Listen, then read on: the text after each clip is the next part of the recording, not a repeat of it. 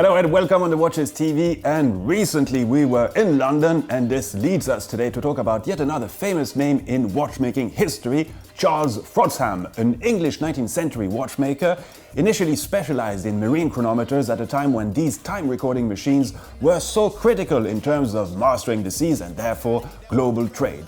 So this brand has an uninterrupted history to this day, and even better, they recently released their first wristwatch featuring an amazing regulating organ. What I particularly like about this is that it took them 15 years to develop. They took their time and the result is absolutely gorgeous. But first, let's quickly come back on some very interesting historical facts. And yes, we are talking serious watchmaking, very serious. Enjoy!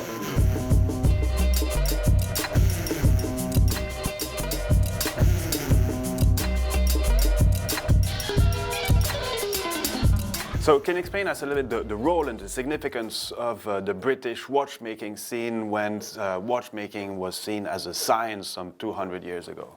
The technological side of watchmaking really starts in the 17th century, and that is in Augsburg in Germany, and then during the following century and a half moved around a little bit here in London, a little bit in Paris, certainly some in Amsterdam and The Hague in the Netherlands.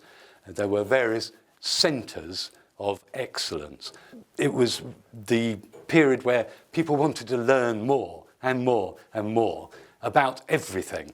And as a result of that, they needed to get to the various places around the world. And obviously, timekeeping was a very big element of being able to do their travels. That is why you find that the English particularly were investing great time and effort in horology. And that is where the development period happened during the 18th century, and particularly here in England, to make instruments that were very accurate so that you could navigate your way around the world. So who were the kind of main characters and what were the most kind of technological breakthroughs, if we can say so? It really boils down to one person, John Harrison. John Harrison was a carpenter by trade, didn't have any horological knowledge at all, and yet over a lifetime made 4 amazing timekeepers.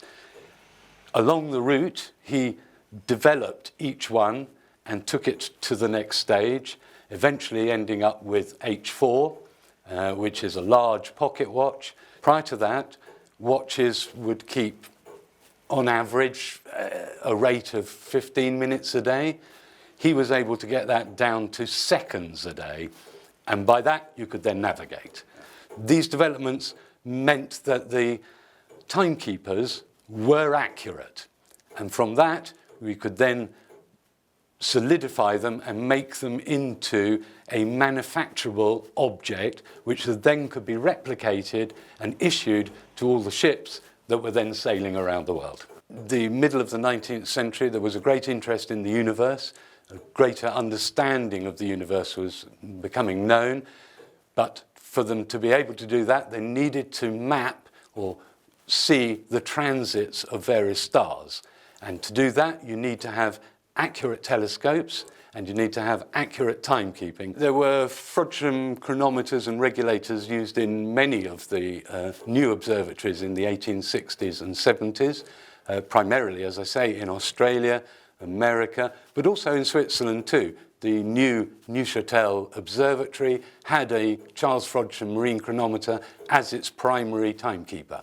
Interesting. And so this lets me rebound now, because Frodsham is part of this history.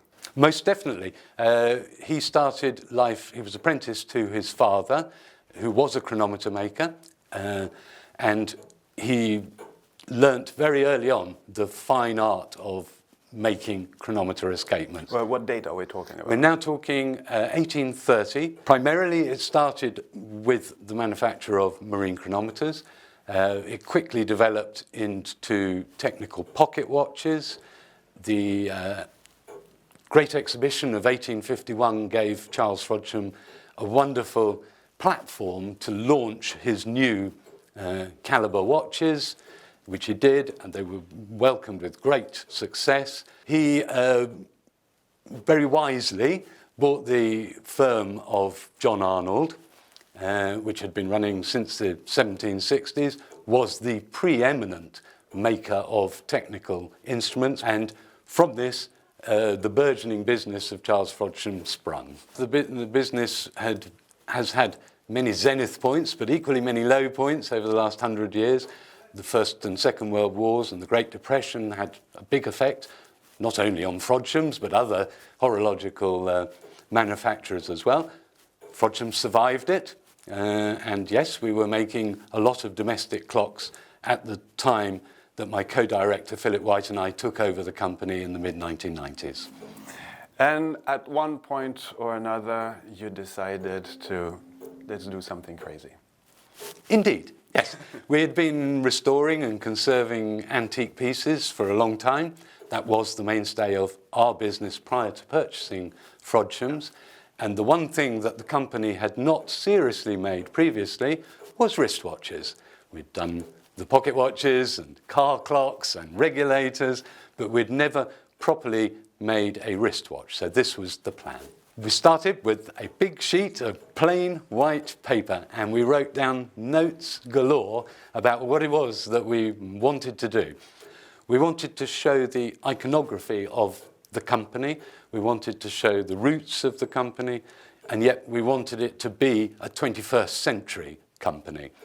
So we looked at material sciences, we looked at escapement technology, we looked at aesthetics. We had a great backlog of interesting pieces that we could draw upon. And from this, we came up with the design of the current watch.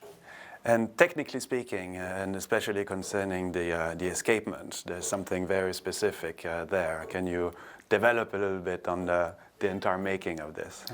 Yes, you may be aware of George Daniels, the great British watchmaker, sadly no longer with us. He invented two watch escapements, the coaxial, which is used by Omega and Roger Smith today, but his first watch invention was the double impulse chronometer escapement, which was a development and variation on Breguet's escapement naturel. This was a lovely, oilless, free escapement, very high precision, suited our needs very nicely. We stumbled across it really more by accident than design. We were equally very good friends with Derek Pratt, the English watchmaker. He was working with Jurgensen at the time about making a detent escapement wristwatch. We were carrying on our own experiments. We came together, and it was Derek's idea that perhaps we should adopt George Daniels' double impulse chronometer, fitting it to a wristwatch, which had never previously been done. George had always said, and admittedly he had said it in the 1970s, that it would be extremely difficult to miniaturize the escapement from pocket watch size down to wristwatch size, simply because there are very, very tight tolerances within the escapement. You're working to a micron. As such, and back then, there wasn't the technology, the material science hadn't advanced, the machinery hadn't advanced. Nowadays it's slightly different. Having said that, it's equally difficult to miniaturize that escapement. We have succeeded. We've made a development of the original escapement. And we wanted to create some theatre. And I think that we have done that in the manner in which we, finished the components of the part, and also with the layout of the watch with its two trains, because effectively it is two watches in one, coming down to the common balance and detent that is controlling the watch. Yeah. And we've started, as I said earlier, with the big sheet of white plain paper. One of the notes on the paper was, "It will take as long as it takes." Okay. We had envisaged a shorter period than it actually took, which was 15 years from the original concept to production model. Yeah. We wanted to create, and part of creating is to make your own parts. Yeah. So we make all of the components in the watch, except for the two sapphire crystals, the leather strap, the balance spring, which is made to our specification in Germany, and the jewels in the watch, which are old Frodsham stock. But all the other components are made about 20 kilometres away from Brighton down in East Sussex. It serves our purposes wonderfully. We hope to make a dozen watches a year with a very small, very talented team in our workshops. We don't wish to escalate that in any way and become a major producer. That is not part of our remit. So coming back on your other activities, because I mean you've been working on a few very significant projects. You were mentioning Harrison. Can you please explain us? Indeed, everybody at Frodsham's has a love of Harrison. All things go back to Harrison. Yes, we've been involved in making two very nice pieces of Harrisonia. One was to finish Derek Pratt's H4, as he called it, another H4. He had been working on it 5 years prior to his death. He wanted Frodsham's to finish it. We spent another 5 years doing exactly that. There wasn't an H3, his third timekeeper, nobody had made a copy of. So we were asked, with the help of a sponsor, to make a piece for this particular exhibition. H3 has two amazing inventions which are still in use today. The bimetallic strip, which you find in kettle switches and car indicators, and the caged roller bearing, which was then developed into the roller bearing that you see in every washing machine and every wheel on every automobile.